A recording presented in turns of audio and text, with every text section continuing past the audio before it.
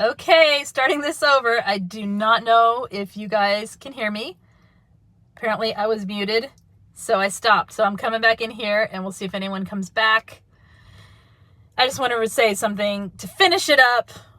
Maybe I can stick them together and put them in, get rid of these videos and stick them up as a regular video. Anyway, so resolving conflict requires the practice. It requires the ability to step outside yourself and try to witness the other person. It requires not thinking everyone's out to get you and being able to trust in that situation that if they are, you'll catch it and you will be able to step away from it, right? It's about being able to be yourself, still maintain your boundaries and what you need for a situation, and at the same time being fair to the situation and the other person, should you choose. Okay, if it's not someone I'm talking about conflict with people that you want to be in relationship with or have relationships with, or you have no choice because you're working with them, but they're not toxic people. They're just, this is a difficult situation between you. Hey, you guys, part 2, haha. So I'm assuming you can hear me. Is that correct? Let's see. I don't want top chat. I want live chat. Yay. Okay. Can you hear me? UNA or Stanley? Yes. Yay. Okay. All right. Enough pantomiming the story, but so, okay. So there's only a couple of people back here, so I won't ask questions yet, but what was I talking about? Conflict, resolving it, having the ability to not lash out, and being aware of the person you're talking to's point of view as well. I think we could all learn from watching healthy conflict and recognizing that when we aren't being heard, there are better words to say than "you're gaslighting me." There are better words to say than, throwing out narcissistic terms at somebody that we know is not a narcissist. And it's basically name calling, right? When we do that, and it's not healthy and it's not helpful and it doesn't resolve anything. It ends things. So if we wish to have healthy conflict, we have to be working toward resolution and toward the allowance of the discomfort that we're in the moment, and toward hearing the other's point of view, recognizing it is just their point of view and it is just your point of view, that there is a conflict about. It isn't about the person. It's not personal, so to speak, unless someone is being vile or toxic to you, which is a different situation. If you don't like what someone does, there's a way to approach it, right? That is way healthier. I guess I am just wondering what you guys are thinking here because I'm out of words. So, observe, don't absorb. Exactly. Well, yes, exactly. And it's really tricky when you're in a situation where, so what can happen in this community that's really dangerous? There's a really dangerous side to community, okay? And that is communal think. We all can be on the side of someone and then flip and be against someone over something one person says. And it happens over and over. And anyone who puts themselves in a position of being out there and helping others and speaking openly in this community is going to be under attack at some point in the big picture of that, right? Going to be. And anyone who is is working within the community is going to have it's like communal scapegoating, right? It's going to have that happen, and that's okay. It's what it is, right? And so I think what happens is we start to weed through the healthy people from those who are toxic, and there's nothing you can do about it. But I'm hoping that people, like for myself, when I recognize that I have been unfair or done something that puts someone on the spot or is in an unhealthy way of having conflict with someone, letting my temper get the best of me, right? Letting myself go into reaction and speak from reaction. That's when I can work on me right? I can't work on other people to see what I could have done differently. It's a mistake or a misstep or a misspoken thing or whatever. And you said give grace for people being human, and give grace for yourself being human, because if you can say I messed up, I did this thing, and then apologize, or then say, hey, you know what, I'm not going to apologize because the situation was weird and we both went at it, so maybe we can try this again from a different perspective. Maybe we can mediate this on our own, right? And have an actual conversation. But instead, what people do in this community is they hide in the numbers, and they will take their toxic information that they are stewing inside themselves and start smearing. This community can smear as much as a narcissist can smear, and that's what happens, and it's unfortunate. And every single person who is out there or in the community and will have experienced this in some way. And so, it's not worth the drama. It really isn't. It's not about your healing. That's about keeping other people down. And that's not what we're here for. We are not here to keep other people down. We're here to improve our lives. What are you here for? We're here to improve our lives. We're here to grow, to change, to learn, to understand, and to move beyond the toxic indoctrination we had placed upon us. And forgiveness allows joy. Certain forgivenesses, allowance. I think allowance creates a different type of forgiveness than we're used to feeling. It doesn't mean and by allowance, I don't mean we let people do things. I mean, you're you, I'm me, that happened. Let's allow you to be you, and that you have a reaction, you get reactionary. Let's allow me to be me, and I get stoic and I get stony, right? Because we're different people, and somebody mentioned personality types, and that's one piece, sure. And that's another classification, right, that we could look at. But it's healthy conflict takes practice. Healthy conflict takes understanding. It takes understanding your own triggers. It takes understanding and awareness of where you go. And when you see yourself going there, pulling back and, again, as Stanley said, observing and not absorbing the situation so that you can react and react differently you can respond differently instead of reacting. And that's all you can do. And if other people are going to be toxic and be attacking and be threatening and, blackmailing or whatever the heck they're going to do, they're going to do it. And so those are the people you step away from. If somebody is willing and able to engage in conflict in a healthy way, you have the fantastic opportunity to grow yourself and themselves and the relationship between you two in a way that is pretty incredible. So I guess the point is, don't fear conflict. Just turn away from the conflict that is not healthy. Give a person a chance, if you believe they are not a toxic person, to right themselves, so to speak. In other words, they've toppled over, to put themselves back upright and come into the communication, and give them a chance to be human and to have had reactions and to have had their own personal reaction to it, to have gone through their triggers, and at the same time hold yourself accountable to your own self so that you can see if there's anything worth even discussing. Okay, let's see. What are we saying here? Stay grounded. Don't allow yourself to be easily swayed with respect to loyalties. Respond, don't react. I'm not reading names. This is Barbara and Stanley talking. Yes, toxic. What?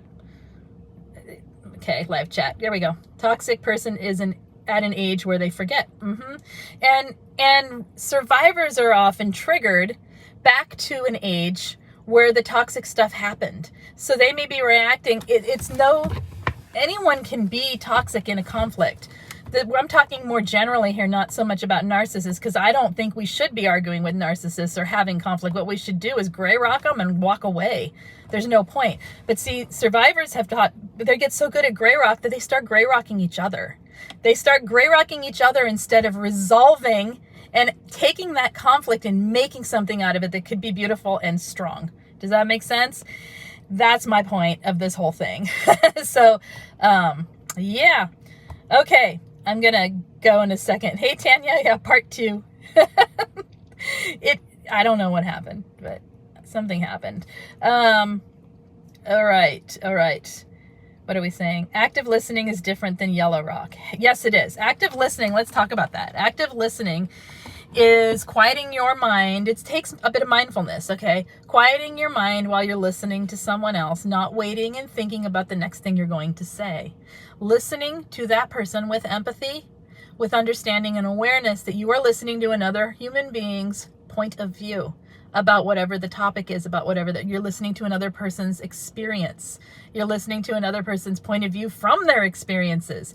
It's not about you. It's about them when you're active listening. It's about hearing deeply what someone else is trying to say.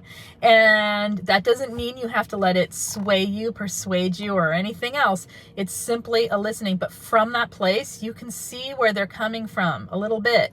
You can see, oh my gosh, they're really speaking from their trauma right now. Or, oh my gosh, they've just said 5 times that they're triggered. I need to hear that.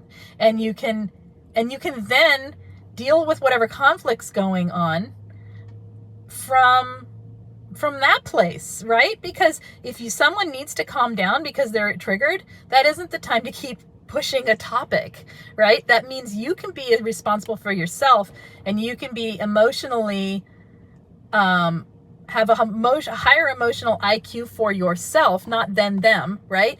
And it's not about us and them then. It's about what is this conflict between us and how can we find resolve? It may not resolve a situation, but I'm talking about the anger and the hostilities and the emotion. How can we resolve something within this from that place? And that is where active listening comes in. Let's see. Can you paraphrase back to that? Oops. Oh, it disappears. I'm sorry. Can you paraphrase back to that person what they're telling you right now? Yes. Yes, and that would be reflecting, right? You'd be reflecting back to them, mirroring in a healthy way, back to them so someone's saying, I really didn't think it was right that you made this decision without talking to me. And in your mind, you're thinking, but I didn't need to talk to you. Like, what do you mean? You ask me to make decisions all the time without talking to you. And you're thinking of your point of view, right? You're thinking of your point of view.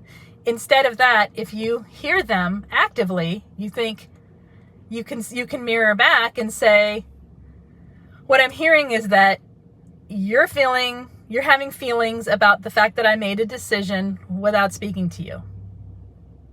Yes, that's what I said. Okay, so let's talk about that. And then you can go from there. Does that make sense? And that is active listening. And it can go deeper. That's a really surface thing, right? But it can go deeper. Not that you have to stay in active listening the whole time and forget yourself. But when conflicts gets heated, if both people did that, we would have a point that we can then discuss from. We would have a place to talk from. Without that, it's just somebody going to push their way through and get their way, and the other person's sitting there without anything. That doesn't work, right? Let's see. What are we saying?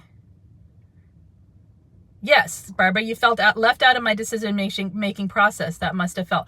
I personally leave out you. Yes, and so here's me doing this with you. Yes, Barbara. Yes, Barbara. And let's pretend that you really, really care about what you just said. Like, really care about it, okay? You felt left out of my decision-making process. That must have made you feel blah, blah, blah. Okay. Yes, and for me, personally, I think at that point, that's when you can make it a little bit more personal for you. If I were to say that must have felt blah, blah, blah, I would feel like I'm putting words into somebody else's mouth about their feelings. That's me. Okay. Somebody else my partner likes it when I say things like that. And I'm like, oh, that's so not me, because what I want to say is, oh, you feel like I left you out of the decision-making process. Let's look at that. What, tell me more about that situation. That's what I want to say. I don't want to go all like, you must have felt this, because that's me. And so that's when you have the difference between two people's personalities, right? And how we each handle situations. And so you see, I'm demonstrating it here to show how I can talk to you, Barbara, without being offensive to you and saying, you're wrong. No, that's not how you do it. it's right. And without attacking you, saying, why would you think it like that? You know, you're just trying to gaslight me with telling me how I feel. No, I'm saying for me. And so you knowing me, if you and I were in conflict and you know me personally, you would know that, and you would say, Lisa's going to need a little more logical approach, and you'd approach it that way because you active listened, right? And if I were talking to you, I would say, oh, Barbara needs me to hear her feelings. And I would do that because I active listened to you, right? And that is relating. And that's not bending or losing or like shaping myself or people pleasing. That is simply relating. And that doesn't mean I have to do it across the board for everything, but when in conflict and tempers are here, everything's escalating, everything's blowing up. To me, that is one form of conflict resolution that we could learn to use to help keep the community safer, okay? And keep our interpersonal relationships safer for ourselves and for others. Listening and hearing are two different birds. Yes, they are. Like Tweety and Daffy Duck. Sorry. Okay. Those are the birds. Sorry. Let's see. Why do we even need to qualify our decisions? We don't. I was giving an example, Tanya, of like, I couldn't think of a conflict. So I was pretending that I was in conflict with what she said. And I gave an example, and that's why she said that. So, yeah, we don't. Yeah. Ask instead. Correct. Yes. That's how Barbara worded it, was a question. I was just giving an example to try and like show some resolutions. Daffy Duck. I am a bit of a Daffy Duck right now. Listening equals mindfulness. Thank you. Active listening requires mindfulness. Yes. And what is mindfulness? It's taking yourself out of the judgment,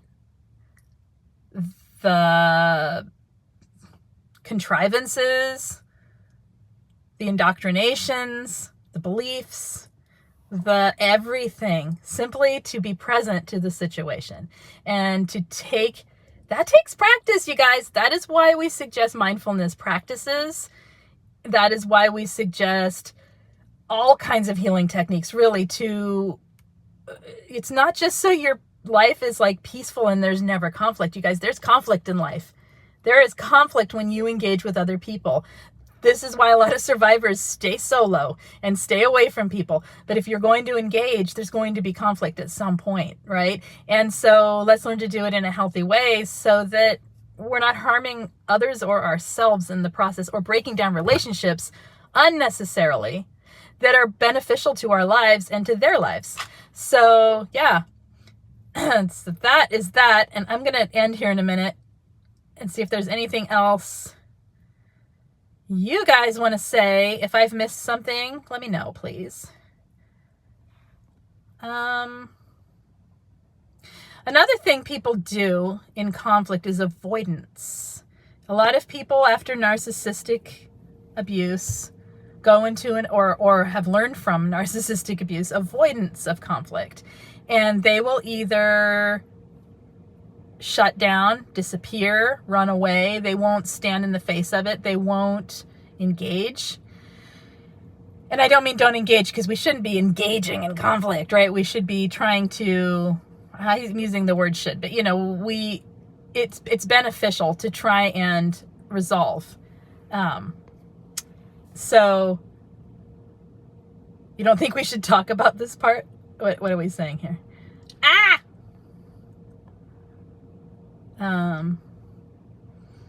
Is that being, I'm lost. Avoidance of the truth. Yeah. Oh, you're joking. I don't think we should talk about that part either. We don't want to talk about how we avoid things. And a lot of people, okay, so I talked with Angie about this a lot, about conflict, because it comes up, right? And I know she went through conflict with people all the time, and her method was avoidance. And it was difficult because she would struggle with this piece, right? Because avoidance, it works, but it holds people behind a wall, right? It creates boundaries where there could be community. And we'd have a lot of talks about that, about how, you know, that's a struggle for a lot of us. And she'd be like, yeah, I get the avoidance part a lot, you know, so there's, you know what I'm saying? It's the more people pleasing type of personalities, the codependent, very difficult to engage in conflict because you feel like it's your fault, or you don't know where to turn, or you don't know what to say. So yeah. And that's not to say you should, like, you know, then fully engage in conflict. It's just the lack of avoidance, so that there's an opportunity for yourself, the other person, and the relationship, or the situation. All right. Let's give them, I want to talk about it. Okay. Let's see. All right, you guys, I'm going to head out and not avoid you, but simply get on with the day and let you get on with your days. So this was a brief talk about, kind of all over the place today, about conflict. I will sum it up better and pop it in a video that's shorter, because I think it's important, and I think it's one of the life skills that we need to learn after being in toxic relationships. I know it's one of the life skills we need to learn. I've witnessed it, I've experienced it, I've seen it over and over, and I've seen the breakdown of things that's unnecessarily over actually petty conflict sometimes, right? Or whatever, just the inability to resolve, and the inability to stop lashing out, and the fleas that come up, and all of that. So I will sum this up. I'll talk to you guys next time. Hit the thumbs up, hit subscribe. I'm Lise Colucci. You need anything, coaching, group coaching, anything like that, check out the info in the videos. I'm around, and I'll see you guys later. Take care. Bye-bye.